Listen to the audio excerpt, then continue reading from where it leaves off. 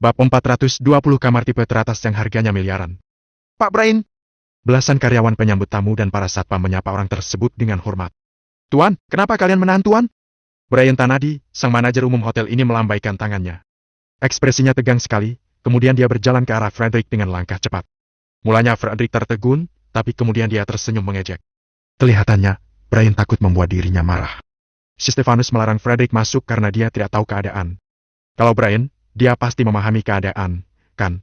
Memikirkan ini, Frederick dan Chloe jadi sok sekali. Seolah, saat ini merekalah orang paling berkuasa di sini. Ekspresi Stefanus si ketua satpam berubah jadi masam, dia menjawab dengan suara kecil. Aku tidak tahu kalau tamu yang kita sambut hari ini adalah Tuan Muda Frederick. Angel menghela napas pelan. Kelihatannya, malam ini dia akan diejek Chloe lagi. Dapat dibayangkan bahwa nanti saat Chloe diundang berjalan di atas karpet merah, dia pasti akan menertawai Angel. Melihat Brian berjalan ke arahnya, Frederick berkata dengan ekspresi shock. Manajer Brian, malam ini kalian membuatku sangat tidak puas. Tuan Muda Frederick juga ada di sini. Mendengar perkataan Frederick, Brian tertegun. Seolah sedari tadi dia tidak menyadari keberadaan Frederick. Frederick tertegun, kemudian dia mengerutkan alisnya sambil berkata. Memangnya kamu tidak mendengar perkataanku? Malam ini, kalian membuatku merasa sangat tidak puas. Tidak puas ya, tidak puas. Apa hubungannya denganku? Tolong Tuan Muda Frederick menyingkir dan jangan merusak suasana hati tamu terhormat kami. Ekspresi Brian tenang sekali. Dia mendorong Frederick perlahan, kemudian dia berjalan langsung ke arah Valentino. Frederick langsung kebingungan. Berani sekali Brian mendorongnya. Selain itu, dia juga menyuruh Frederick minggir agar tidak merusak suasana hati tamu terhormatnya. Siapa itu, tamu terhormatnya? Saking kagetnya, Frederick sampai melupakan luapan emosinya tadi. Saat ini, tatapan semua orang jatuh pada Brian. Brian mendorong Frederick dan berjalan ke hadapan Valentino, lalu dia membungkukkan tubuhnya. Tuan Muda Valentino, Nona Angel, saya benar-benar minta maaf. Tadi saya sendiri yang pergi mendekorasi ruangan Anda berdua. Jadi, saya tidak menunggu Anda di sini, harap Anda berdua memberi hukuman. Kalimat Brian terdengar sangat penuh hormat. Ditambah lagi, saat ini dirinya membungkuk 90 derajat. Semua gerakan ini membuat orang-orang kaget. Astaga! Rokok yang tergantung di mulut pemuda BMW itu langsung jatuh di lantai. Sementara itu, Chloe dan Frederick melototkan mata mereka lebar-lebar sambil menatapi semua kejadian ini dengan tatapan yang tidak percaya. Sementara itu, para satpam ketakutan. Kalau begini, ternyata, semua persiapan Hotel Paradise malam ini dipersiapkan untuk Valentino. Semua ini dipersiapkan untuk orang yang mengendarai motor roda 3 yang bobrok. Namun, tadi mereka sempat hendak mengusir pengemudi motor roda 3 itu. Bukankah ini cari mati namanya? Valentino, ini. Mata cantik Angel juga terbelalak besar. Dia menutupi mulutnya dengan tangan, ekspresinya terlihat sangat tidak percaya. Aku sudah bilang, suamimu bisa melakukan hal-hal yang tidak bisa dilakukan orang lain. Valentino tersenyum, lalu dia menggandeng tangan Angel lagi. Angel terdiam selama belasan detik. Kemudian, matanya mengerjap-gerjap karena tersentuh. Dia menatapi Valentino sambil mengangguk kuat-kuat. Valentino tersenyum pelan, kemudian dia menatapi Brian sambil bertanya. Persiapannya sudah selesai. Benar, Tuan Muda Valentino. Semuanya sudah dipersiapkan untuk Anda dan Nona Angel. Kamarnya adalah kamar suite presiden di lantai teratas. Saya yang dekorasi sendiri, sudah selesai didekorasi. Nona Angel pasti puas. Nada perkataan Brian terdengar sangat percaya diri. Brian sudah menjabat sebagai manajer selama 5 hingga 6 tahun, jadi dia tahu elemen-elemen apa saja yang mampu menciptakan suasana romantis. Kamar-kamar yang didekorasinya sendiri mampu membuat pengunjung menginap lagi di hotel mereka. Jadi, apalagi kalau dia mendekorasinya dengan sangat detail kali ini. Mendengar kata-kata Brian, semua orang sangat terkejut. Kamar suite presiden Hotel Paradise itu semalam harganya 1.998 juta. Benar, satu malam harganya hampir mencapai 2 miliar. Dengar-dengar bahkan karpet di dalam kamarnya saja adalah karpet beludru hitam. Jadi, kamar seperti apa itu? Kata mewah saja tidak cukup untuk mendeskripsikan kemegahan kamar itu. Saat ini, tatapan para wanita jadi penuh dengan rasa iri. Begitu juga dengan Chloe. Orang yang bisa tinggal di kamar itu baru bisa disebut ratu. Ayo! Valentino menggandeng tangan Angel untuk menapaki karpet merah itu. Manajer Brian, kamu pasti salah. Mereka itu datang hanya naik motor roda 3, apa kamu yakin mereka itu tamu kehormatanmu? Karena tidak rela, Chloe maju selangkah dan berteriak sambil menggertakkan giginya. Brian menjawab pelan tanpa menoleh ke arahnya. Kalau hal ini, tidak perlu Nona khawatirkan. Dia bahkan sama sekali tidak ingin menjelaskan pada Chloe. Kamu? Ekspresi Chloe jadi semakin masam. Mendadak, dia membalikkan tubuhnya ke arah Angel sambil berkata dingin. Angel, silakan berpura-pura kaya. Aku mau lihat bagaimana ke depannya saat Valentino tidak sanggup membayar uang kredit dengan bunga tinggi. Apakah kalian akan menjadi pemulung di jalan? Mendengarnya, langkah Angel terhenti. Kemudian, dia menghadap ke arah Chloe sambil berkata dengan kesal. Chloe, Aku tidak ingin mencari masalah denganmu karena dulu kita ini teman baik. Jadi, sebaiknya kamu tahu diri. Semua yang kuinginkan akan Valentino berikan padaku. Atas dasar apa dia memberikannya padamu? Apa karena selama 3 tahun ini, dia tidak bisa apa-apa? Apa karena dia itu bajingan bagi semua orang? Atau karena sekarang dia mengendarai motor roda 3? Chloe maju 2 langkah sambil berteriak marah. Aku lupa memberitahumu bahwa sekarang Valentino sudah menjadi direktur eksekutif Fukusuma. Semua karyawan Fukusuma harus memanggilnya presidir, bukan bajingan seperti yang kamu katakan. Meski nada suara Angel sangat tenang, tatapannya terlihat sangat serius. Apa? Chloe tertegun sejenak sebelum mundur 2 langkah. Ayo pergi, jangan pedulikan dia, hanya membuang-buang waktu. Valentino berkata sebelum menarik tangan Angel dan berjalan ke arah karpet merah. Bohong! Semuanya bohong! Angel, ku beritahu, ya. Seumur hidupnya, Valentino itu hanyalah bajingan. Selamanya dia tidak akan pernah menjadi orang kaya. Memangnya kenapa kalau dia menjadi presidir kalian? Dia bisa mendapatkan posisi itu pasti karena bergantung pada keluarga kalian. Kalian tidak akan bisa bahagia. Bagiku, selamanya Valentino tetaplah seorang bajingan. Chloe berteriak histeris di belakang mereka berdua, seolah dirinya mendapat tekanan berat. Mendengarnya, Angel mengernyit. Dia ingin berdebat lagi dengan Chloe, tapi Valentino menahannya. Memang ada beberapa orang yang pikirannya sudah tidak waras, jadi sama sekali tidak perlu dipedulikan. Kalau begitu, untuk apa Angel membuang-buang tenaganya untuk berdebat dengan Chloe? Blok, blok. Begitu Brian melihat Valentino dan Angel berjalan di atas karpet merah, dia langsung menepukkan tangannya. Tap, tap, tap. Para karyawan berlari keluar dari dalam hotel. Para karyawan hotel itu memegang keranjang yang dipenuhi kelopak bunga mawar. Sementara itu, karyawan pria memegang konfeti. Selamat datang, Tuan Muda Valentino dan Nona Angel. Semoga Anda berdua bersama selamanya. Bab 421 sudah ganti, bos. Belasan karyawan bersorak sambil tertawa, kemudian konfeti dan kelopak bunga mulai dilemparkan. Beberapa perempuan berbondong-bondong meraih kelopak bunga yang berjatuhan dari udara. Bam! Bam! Bam! Konfeti juga dilemparkan setinggi beberapa meter.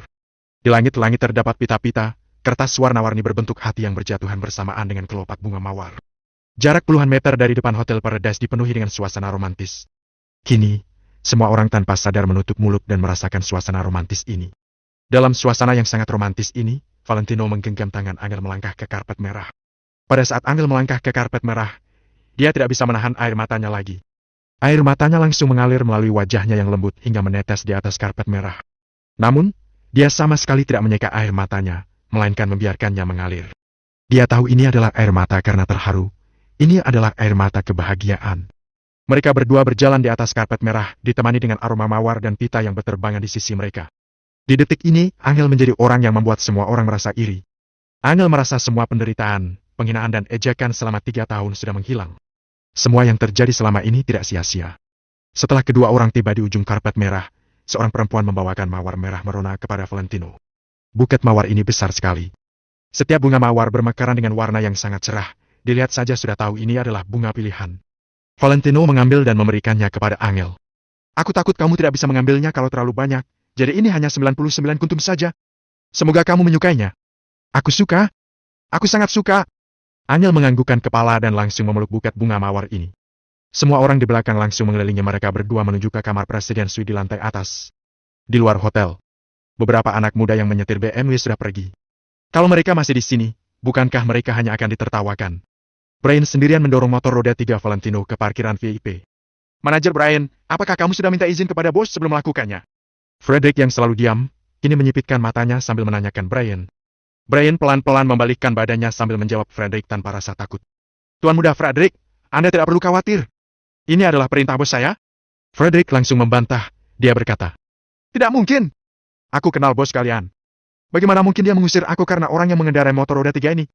Setelah mengatakannya, Frederick dan Chloe menatap Brian dengan tatapan aneh. Mereka ingin melihat sebenarnya Brian takut atau tidak dengan bos mereka. Mungkin yang Tuan Muda Frederick maksud adalah bos kami sebelumnya, ya? Brian langsung menanyakan balik dengan tenang. Apa maksudmu? Tanya Frederick. Apa Tuan Muda Frederick tidak tahu kalau bos hotel kita sudah ganti? Mantan bos yang Anda kenal sudah tidak di sini lagi. Ucap Brian. Frederick sangat terkejut, dia bertanya. Sudah ganti? Ganti siapa? Intinya statusnya tidak di bawah Tuan Muda Frederick. Brian membalikkan badan menuju hotel. Apa kamu percaya kalau panggilan teleponku akan membuat Hotel Paradise tutup? Frederick tiba-tiba menegur.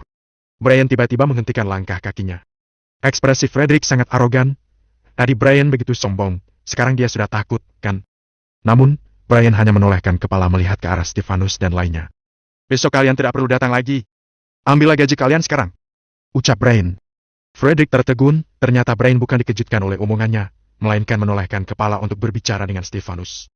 Manajer Brian, kami benar-benar tidak tahu kalau Tuan Muda Valentino, ucap seorang satpam. Namun, Brian malah tidak mendengar penjelasan mereka. Bahkan, kalau orang lain yang datang malam ini, apakah mereka juga akan memperlakukan seperti ini? Manajer Brian, Tuan Muda Valentino mengendarai motor roda 3 seperti pekerja migran. Stefanus menjelaskan dengan suara yang kecil. Kenapa kalau pekerja migran? Apa pekerja migran bergantung pada keluargamu? Brian semakin marah saat mendengarnya. Dia langsung menolehkan kepada menegur Stefanus.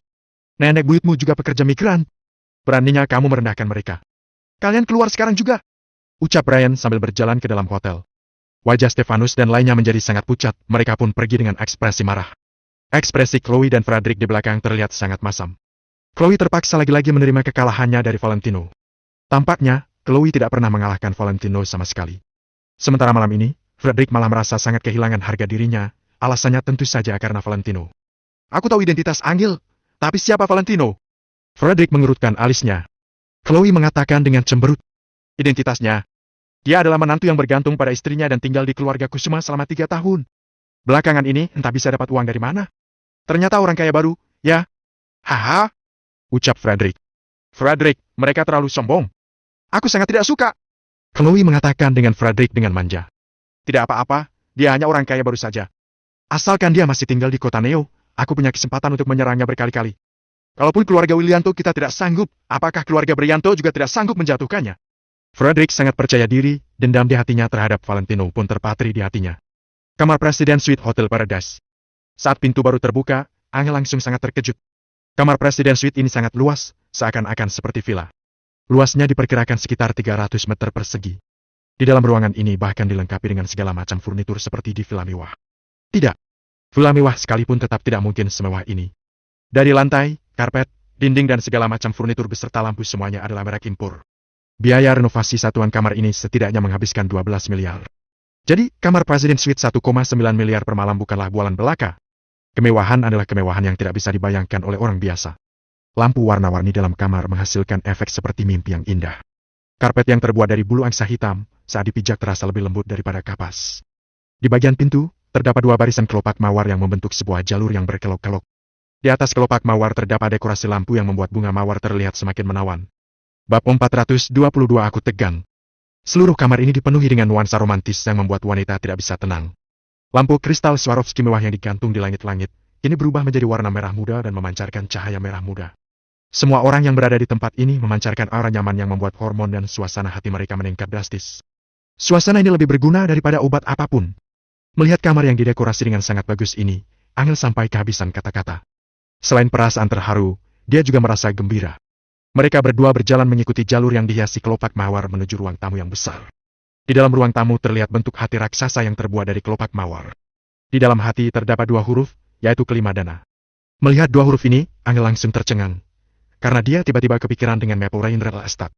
Karena Maple Rain Real Estate sudah terlalu terkenal di kota Neo. Sebelum dia sempat berpikir, benaknya dipenuhi dengan perasaan terharu. Entah sejak kapan, kamar ini tiba-tiba memutarkan musik yang lembut dan cocok dengan suasana hingga membuat orang sulit untuk melupakannya. Terima kasih, Valentino.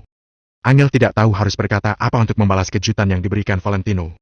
Aku juga mau berterima kasih atas kesetiaanmu selama 3 tahun. Aku tahu kamu selalu menunggu hari di mana aku menjadi sukses. Sebagai balasan 3 tahun ini, aku juga akan menjadikanmu sebagai wanita paling bahagia di dunia ini. Marilah bersamaku. Valentino menggenggam tangan Angel berjalan ke arah balkon. Wush! Valentino membuka tirai jendela. Sebuah jendela kaca besar pun muncul di depan mereka. Pemandangan malam kota Neo terlihat jelas melalui kaca jendela ini. Lantai 19 yang berada di paling atas memiliki ketinggian kurang lebih 60 meter. Kalaupun ketinggian ini tidak bisa melihat seluruh kota Neo, tapi juga bisa melihat tempat yang sangat jauh. Dilihat dari kejauhan, kata-kata Angel, aku mencintaimu terlihat sangat jelas. Semua kata-kata ini dikumpul bersama seakan-akan menjadi sebuah hati yang sangat tulus. Ini adalah ketulusan Valentino terhadap Angel. Tatapan mata Angel dipenuhi dengan perasaan haru, dia lagi-lagi tidak bisa mengendalikan air matanya. Valentino pelan-pelan membawa Angel ke meja kecil yang sudah didekor. Di atas meja ini terdapat berbagai jenis anggur, ada Romane Quanti, Hermé Martin, wafat 1982 dan lain-lainnya. Angel tidak begitu suka minum anggur, tapi malam ini dia menemani Valentino minum sampai habis. Mereka berdua menikmati pemandangan malam kota Neo sambil minum anggur. Perasaan berada di dalam ruangan romantis ini tidak bisa digambarkan dengan kata-kata. Valentino memiliki toleransi alkohol yang tinggi, tapi karena dia minum terus-menerus, tidak disangka dia juga mulai mabuk. Pemandangan indah, pasangan yang serasi, ditambah dengan alkohol yang membuat semua orang mabuk. Angel, ibu bilang dia menginginkan cucu, ucap Valentino sambil tersenyum. Wajah Angel sangat tersipu, dia tidak tahu ini karena malu atau minum terlalu banyak. Setelah mendengar kata-kata Valentino, Angel tidak langsung menolak ataupun menyetujuinya, melainkan menuangkan anggur dalam jumlah banyak dan menghabiskannya sendiri. Minumlah pelan-pelan. Di sini tidak ada yang rebutan denganmu, lagi pula anggurnya masih banyak. Valentino menggelengkan kepalanya sambil tersenyum. Tidak, Valentino, aku harus minum, kalau tidak aku merasa tegang. Angel berkata sambil menuangkan anggur untuk dirinya sendiri. Hari ini Angel mau minum anggur agar dirinya menjadi lebih berani. Kamu setuju? Valentino tiba-tiba mendongakkan kepalanya. Angel tertegun sesaat, setelah itu dia menganggukkan kepalanya dan mengiyakan dengan suara yang kecil. Tunggu apa lagi? Valentino langsung berdiri dan langsung menggendong Angel. Valentino menggendong Angel dengan sebelah tangannya di punggung dan sebelah tangan di paha Angel, berjalan menuju ke dalam kamar. Valentino, kamu? Angel semakin tersipu. Wajahnya yang merah merona terlihat seperti apel yang membuat orang ingin menggigitnya. Waktu adalah uang, kita jangan menghabiskan waktu lagi. Valentino tidak memberi Angel kesempatan untuk menolak dan langsung menggendong Angel ke dalam kamar. Dengan bantuan suasana malam ini, ditambah lagi dia telah berhasil membujuk Angel, bagaimana mungkin Valentino masih memberikan Angel kesempatan untuk menolak? Angel melawan sebentar, setelah itu dia langsung menyerah. Dia merangkul leher Valentino dan bersandar di dadanya. Di saat semakin dekat dengan kamar, Valentino juga menjadi semakin tegang. Sebagai bagian dari keluarga utama keluarga Wijaya Kota Kama, dulu juga ada banyak wanita yang menghampirinya. Namun, semua itu berbeda dengan Angel. Angel adalah wanita yang dia cintai. Kini Valentino memperlakukannya seperti melindungi harta. Setelah itu, dia menurunkan Angel di atas tempat tidur yang lembut. Suasana romantis di kamar ini lebih terasa lagi, bahkan tempat tidur itu juga berbentuk hati yang besar. Kalau Valentino perlu, dia bisa menekan tombol di sisi tempat tidur, maka ranjang ini akan menjadi tempat tidur air yang lembut. Namun, sekarang mereka berdua sama sekali tidak sempat memperhatikannya. Valentino menurunkan Angel dengan perlahan di atas tempat tidur sambil menatapnya dengan tatapan penuh kasih sayang. Kini Angel sangat tegang, jantungnya sudah hampir meledak. Wajah merah merona dan ekspresi tersipu itu membuat Valentino sangat tegang. Beberapa saat kemudian, Valentino langsung memeluk dan mencium Angel. Sudah 3 tahun. Lebih tepatnya 3 tahun lebih. Mereka berdua tidak perlu mengungkapkan apapun. Sebuah ciuman cukup mengartikan semuanya. Angel merasakan keganasan Valentino, jadi dia segera membuka kedua mata dan menghindar. Namun, gerakan Valentino yang kuat dan ganas itu membuat seluruh Angel terkejut, dia seakan-akan seperti kehilangan tenaga dan langsung pasrah untuk melawan. Keganasan Valentino dan orangnya yang tegas membuat orang tidak bisa menolak. Ditambah lagi dengan suasana kamar yang sangat romantis, membuat Angel semakin bersemangat hingga tidak menemukan alasan untuk menolak. Angel merilekskan seluruh tubuhnya dan perlahan memejamkan kedua matanya. Dalam 3 tahun, ini adalah kedua kalinya Valentino menciumnya. Pertama kali di atap Hotel Four Seasons, itu adalah hari jadi ketiga atas pernikahan mereka. Kali ini di kamar Presiden Suite Hotel Paradise, suasananya jauh lebih romantis daripada sebelumnya. Bab 423 Kecurigaan Keluarga Wijaya. Ciuman ini sudah berlangsung selama 1 menit, tapi Valentino masih belum bersedia untuk berhenti. Sementara, Angel sudah tidak tahan. Dia langsung mendorong Valentino sambil menghela napas dengan keras. Uff! Aku sesak sekali. Uff! Angel terengah-engah. Valentino kehabisan kata-kata dalam sesaat, dia bergumam. Tampaknya aku harus mengajarimu teknik pernapasan. Dari omonganmu, kedengarannya kamu sangat berpengalaman, ya? Angel menatap Valentino dengan tatapan mabuk cinta. Tidak. Valentino berdeham. Jelas-jelas ada kok. Kalau tidak, bagaimana mungkin kamu begitu mahir? Angel menatap Valentino dengan tidak senang. Wajah Valentino langsung memerah dan tidak mengatakan apapun. Jelaskan. Dari mana kamu mempelajarinya? Angel menanyakan Valentino. Valentino tertegun sesaat, kemudian bergumam. Untuk apa aku menjelaskannya? Selesai bergumam, Valentino menurunkan kepalanya dan langsung lanjut mencium Angel. Angel langsung menahan napas sekali lagi, lalu mendorong Valentino sambil berkata, bukankah kamu seharusnya mandi dulu? Setelah mengatakannya, Angel menjadi tersipu sambil menyipitkan matanya. Valentino memandang Angel, dia sudah paham kalau Angel sudah memutuskannya. Bagus! Valentino langsung mengambil baju menuju kamar mandi. Biur! Pancuran air turun dari perak murni seperti rintik-rintik hujan. Hotel bintang 1 yang tidak jauh dari Hotel Paradise. Frederick berbaring di samping tempat tidur sambil merokok. Chloe seperti seekor kucing yang sedang bersandar di pelukan Frederick. Postur tubuhnya yang menawan tetap terlihat jelas walaupun di balik selimut. Namun, tatapan mata Chloe terlintas sedikit marah. Hanya dalam beberapa menit tadi, Frederick sudah selesai berhubungan dengannya, bagaimana mungkin dia tidak marah? Tentu saja Frederick sudah merasa puas, tapi dia masih belum puas. seakan-akan perasaannya seperti dicakar kucing. Jadi, dia berbaring di tempat tidur sambil mengayunkan kedua kakinya. Kalau bukan karena Frederick adalah anak tunggal dari keluarga Willianto dan ada hubungan dengan keluarga Brianto Cotaneo, Chloe pasti tidak akan bersamanya. Uff! Ekspresi Frederick terlihat sedikit masam.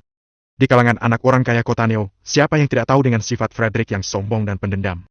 Hari ini, meskipun tidak ada perselisihan terlalu besar antara dia dengan Valentino, dia tetap menyimpan dendam terhadap Valentino hanya karena Valentino mempermalukannya. Valentino, aku pasti akan membuatmu membayar perlakuanmu hari ini, ucap Frederick dengan dingin. Mendengar hal ini, Chloe langsung berhenti mengayunkan kakinya. Dia lebih tertarik dengan hal ini. Frederick, kamu ada rencana apa? Tanya Chloe sambil mendongakkan kepalanya. Bukankah Valentino sombong karena bergantung kepada keluarga Kusuma? Tidak apa-apa, kita biarkan dia sombong saja. Besok aku akan menyerang grup Kusuma. Aku ingin lihat apa yang bisa dilakukan si Valentino tanpa keluarga Kusuma. Sampai saat itu, aku tidak hanya mau membuatnya minta maaf di depanku, aku bahkan mau membuat Angel berlutut di depanku tanpa memakai baju. Frederick mengatakan dengan tatapan penuh harapan. Keluarga Kusuma Cotaneo memang tidak mudah dihadapi, tapi bukankah anak perusahaan keluarga Kusuma bisa disentuh sembarangan? Chloe langsung menebak maksud Frederick, dia langsung bertanya. Frederick, apa kamu tertarik dengan Angel? Dasar omong kosong. Semua pria normal pasti tertarik dengan wanita secantik itu. Frederick langsung terus terang di depan Chloe. Tatapan mata Chloe dipenuhi dengan kemarahan, dalam hatinya memprotes beraninya kamu bilang dirimu pria normal. Namun, Chloe tidak berani menunjukkan kemarahannya, dia langsung bertanya. Frederick, apa yang akan kamu lakukan terhadap mereka? Tentu saja aku punya caraku sendiri. Kamu lihat saja. Frederick tertawa, lalu mengulurkan tangan menekan puntung rokok di dalam asbak. Tanpa menunggu Chloe bertanya, Frederick langsung menelan sebuah pil di samping tempat tidur, kemudian membalikkan badan memeluk Chloe lagi. Kamar Presiden Suite Hotel Paradise. Setelah Valentino selesai mandi, dia langsung keluar dari kamar mandi. Otot perut yang kekar terlihat sangat jelas di bawah cahaya lampu. Angel! Ucap Valentino, kemudian dia langsung berjalan ke arah Angel. Kini, Angel malah merasa sangat malu. Dia menyelimuti dirinya tanpa bersuara. Dirinya di dalam selimut seperti sebuah gunung kecil yang terlihat sangat polos. Valentino langsung berjalan ke sisi Angel, lalu memanggilnya sekali lagi. Namun, Angel tetap tidak merespons. Valentino tiba-tiba tersenyum lebar.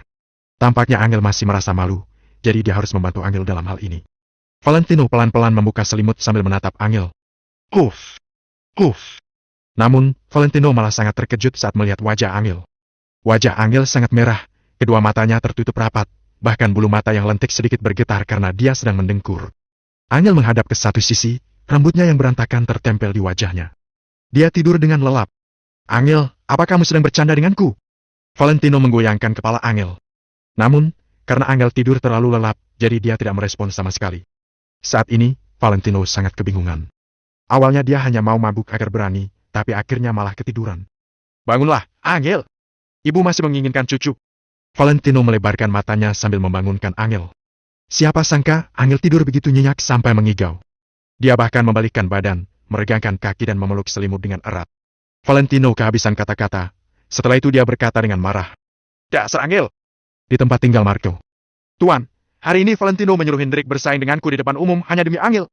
Bahkan, malam ini seluruh kota Neo dipenuhi dengan nama Angel. Marco sendirian di kamar melapor dari telepon. Di sisi lain telepon terdiam kurang lebih dari 10 detik. Baru lanjut berbicara. Tidak mungkin! Valentino si pecundang itu tidak mungkin sanggup melakukan hal seperti ini. Marco berkata. Aku juga tidak akan percaya kalau aku tidak melihat secara langsung. Semua ini benar. Apakah Hendrik yang membantunya? Suara rendah itu terdengar sekali lagi, tapi sepertinya sedikit curiga. Bukan, lagi pula kalau Hendrik yang melakukannya juga tidak gampang. Kali ini benar-benar semua toko kecil sampai perusahaan besar juga ikut melakukannya. Ucap Marco dengan terkejut. Jangan-jangan, Valentino diam-diam punya kekuatan lain yang membantunya? Kali ini, orang dari telepon itu juga merasa curiga. Bab 424 keluarga Wijaya menelpon. Bagi Hendrik, meminta gangster di kota Neo untuk melakukan sesuatu untuknya bukanlah hal yang sulit. Namun, toko-toko kecil itu semuanya adalah bisnis mikro, apakah Hendrik mampu menggerakkan mereka? Beberapa waktu lalu, aku mengirim seseorang untuk mengikutinya diam-diam dan mobilku hampir ditabrak seseorang. Aku merasa bahwa itu adalah sebuah peringatan, jadi aku tidak berani mengirim orang untuk mengikutinya lagi. Tapi, sepengetahuanku Valentino tidak memiliki kekuasaan sebesar itu. Dia hanya makan, minum dan bersenang-senang sepanjang hari sambil membantu Angel mengatur bisnis keluarga Kusuma. Sepertinya dia pernah berhubungan dengan keluarga laki dan keluarga Cendana, tapi itu pun seharusnya berkat hubungan mereka dengan keluarga Kusuma. Aku rasa tidak mungkin Valentino sendiri yang mengenal mereka secara langsung. Ujar Marco. Pria bersuara dalam itu membalas. Jangan mengirim orang untuk mengikutinya lagi, kamu tidak boleh ketahuan. Bahkan kalau kamu ketahuan, kamu tidak boleh mengatakan yang sebenarnya. Kalau tidak, pihak keluarga Wijaya yang mendukung Valentino pasti tidak akan membiarkanku begitu saja. Ingat, aku masih bisa melindungimu karena aku masih hidup. Kalau aku sudah tiada, tidak ada yang bisa melindungimu lagi. Ada ancaman tersirat dalam suara rendah itu. Aku mengerti, kakek. Jawab Marco sambil mengangguk.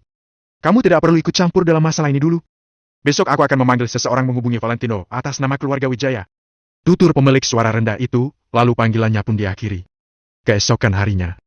Hal pertama yang dilakukan Valentino setelah bangun adalah mencari Angel untuk menginterogainya.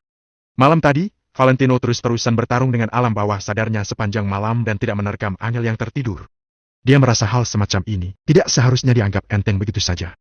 Melihat lingkaran hitam di bawah mata Valentino, Angel tertawa terbahak-bahak. Aku hanya kebanyakan minum. Salahmu sendiri yang mandi begitu lama, aku hanya memejamkan mataku sejenak, tahu-tahu mataku malah tertutup sampai pagi. Jawab Angel yang wajahnya masih agak merona. Valentino bersikeras dan berkata, kalau begitu, ayo kita lanjutkan lagi sekarang. Tidak. Aku sudah hampir terlambat, apalagi jarak dari rumah kita ke kantor lumayan jauh. Tidak masalah kalau kamu tidak pergi bekerja, tapi aku tidak bisa begitu. Kalau aku juga bolos kerja, orang-orang pasti akan mengatai kita yang buruk-buruk.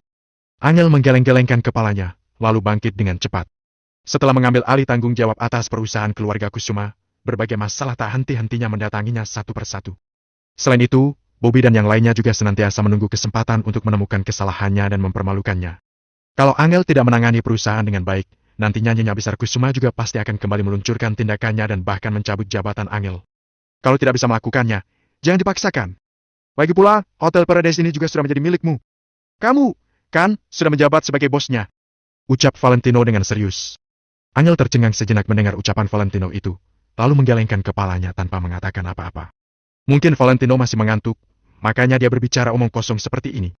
Valentino hendak mengatakan sesuatu lagi, tetapi ponsel di meja nakas tiba-tiba berdering. Awalnya Valentino tidak ingin mengangkatnya, tetapi setelah menyadari bahwa nomor di belakang nomor yang menelponnya itu adalah 4 digit angka 6, Valentino pun agak terkejut. Angka 6 adalah angka yang mewakili nomor telepon khusus keluarga Wijaya. Di keluarga Wijaya, paling tidak 3 digit terakhir dari nomor telepon mereka adalah 6, sedangkan setiap bertambah satu angka 6, maka posisinya semakin tinggi. Keempat angka 6 ini menandakan bahwa si penelpon memiliki status yang cukup tinggi. Valentino melirik Angel yang sedang sibuk di kamar mandi, lalu menjawab telepon dengan suara rendah yang terdengar kalem. Halo? Terdengar suara seorang pria yang agak tua. Pria itu langsung memperkenalkan diri tanpa basa-basi. Tuan Muda Valentino, saya adalah Yosef Wijaya. Valentino hanya menjawab dengan suara M dan tidak mengatakan apa-apa. Dia kenal siapa itu Yosef Wijaya. Kalau tidak salah, dia adalah anggota KK kedua, adik kandung Tuan Besar Wijaya. Dia adalah salah satu kerabat keluarga Wijaya. Setelah Valentino meninggalkan keluarga Wijaya, para kerabat ini pasti juga ikut buka suara. Namun, Valentino tidak bisa menebak tujuan Yosef menelponnya. Tuan Muda, saya menelpon untuk membahas sesuatu atas nama keluarga Wijaya. Yosef memang memanggilnya Tuan Muda, tetapi nadanya tidak terdengar sopan. Bagaimanapun juga, Yosef hanyalah keluarga cabang keluarga Wijaya, sedangkan Valentino berasal dari keluarga utama keluarga Wijaya. Pihak keluarga utama dan cabang memang sudah dari awal terbagi menjadi dua pihak. Katakanlah, nada bicara Valentino tetap kalem. Setelah rencana meteor dilancarkan malam kemarin, Valentino sudah menebak bahwa masalah ini akan menarik perhatian keluarga Wijaya. Karena itu, dia juga telah mempersiapkan jawabannya. Tuan Muda, apakah Anda sudah mendengar tentang kejadian kemarin malam? Tanya Yosef dengan maksud tersirat. Itu perbuatanku. Jawab Valentino tanpa ragu. Yosef termangu mendengar jawaban ini. Awalnya dia berencana untuk menguraikan dan mengulang kata-kata Valentino saat melapor ke keluarga Wijaya. Tetapi Valentino malah langsung mengakuinya secara tak terduga. Karena itu, jawaban yang sebelumnya telah disiapkannya pun tersangkut di ujung mulutnya, dan dia hanya bisa mangap-mangap. Kenapa? Memangnya aku harus melapor pada kalian bahwa aku mengamburkan uang untuk bermesraan dengan wanita yang kucintai? Valentino mengernyit, sedangkan Yosef masih termangu, tetapi dia akhirnya buka suara. Tuan Muda Valentino, bukan itu maksud saya. Keluarga kita hanya merasa bahwa Tuan Muda Valentino sebagai keluarga utama dari keluarga Wijaya tidak perlu membuang-buang waktu untuk wanita biasa seperti dirinya. Jelas Yosef sambil berdeham. Di saat yang bersamaan, Angel berjalan keluar dari kamar mandi dengan tergesa-gesa. Melihat Valentino sedang menelpon, dia pun buru-buru melambaikan tangannya untuk mengisyaratkan aku pergi dulu lalu membuka pintu dan meninggalkan rumah. Valentino berjalan perlahan ke sisi jendela yang tingginya mencapai langit-langit, lalu bertanya, apa kamu bisa mewakili seluruh keluarga Wijaya? Bukan. Yosef tidak berani mengatakan hal seperti itu.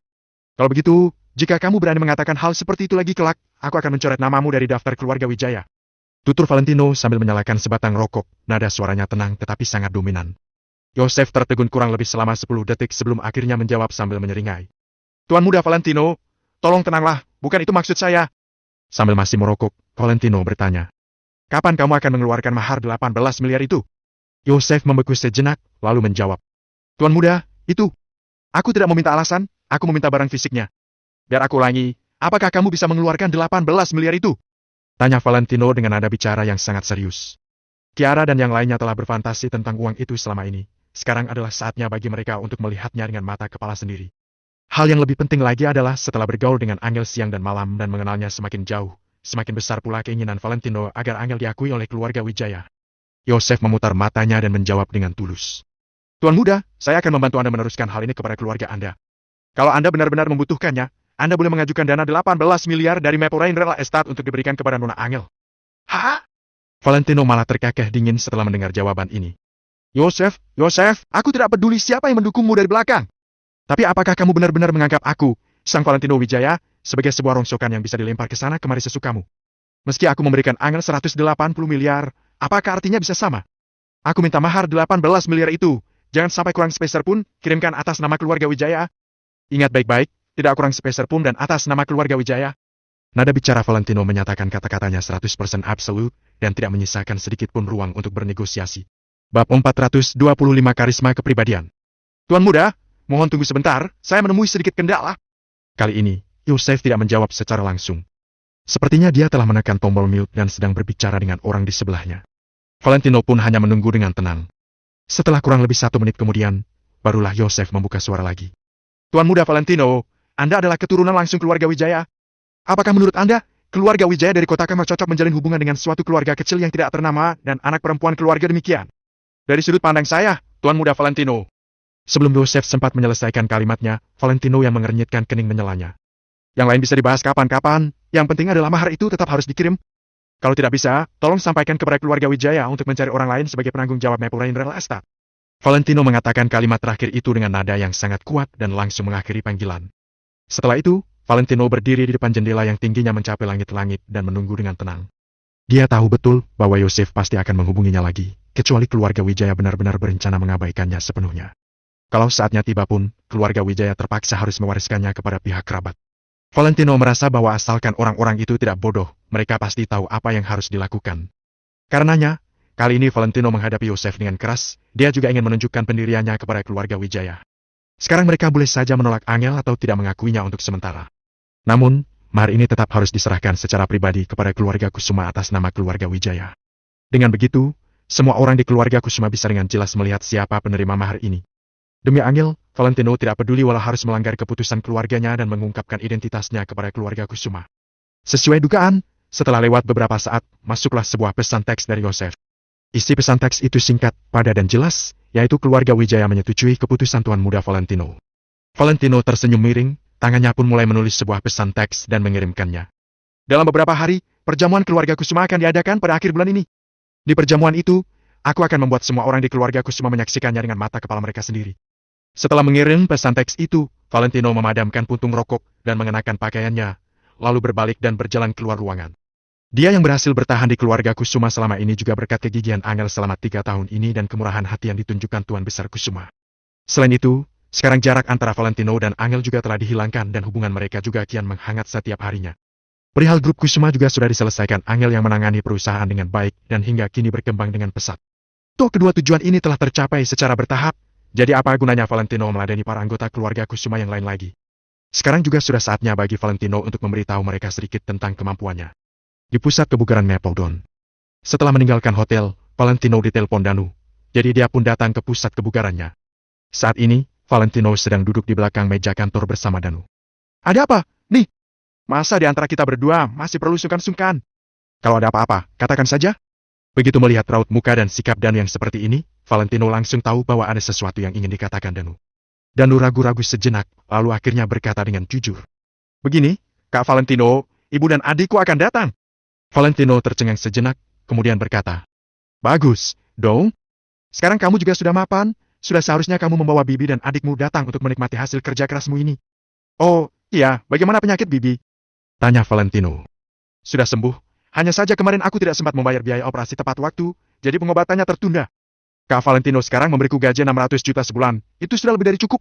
Ujar Danu lagi dengan buru-buru dan dengan ekspresi penuh syukur. Jangan terlalu dipikirkan, aku tidak memberimu gaji itu untuk mengasihanimu. Apa yang telah kamu lakukan itu jauh lebih bernilai dari 600 juta. Jawab Valentino sambil melirik Danu untuk menghiburnya. Kak Valentino, baik, aku mengerti. Danu mengangguk, kemudian berkata. Ibu dan adikku pernah bertanya dari mana asal uang itu. Aku bilang bahwa aku bermitra dengan seorang teman untuk membuka pusat kebugaran, jadi sekarang aku tidak pernah kekurangan uang.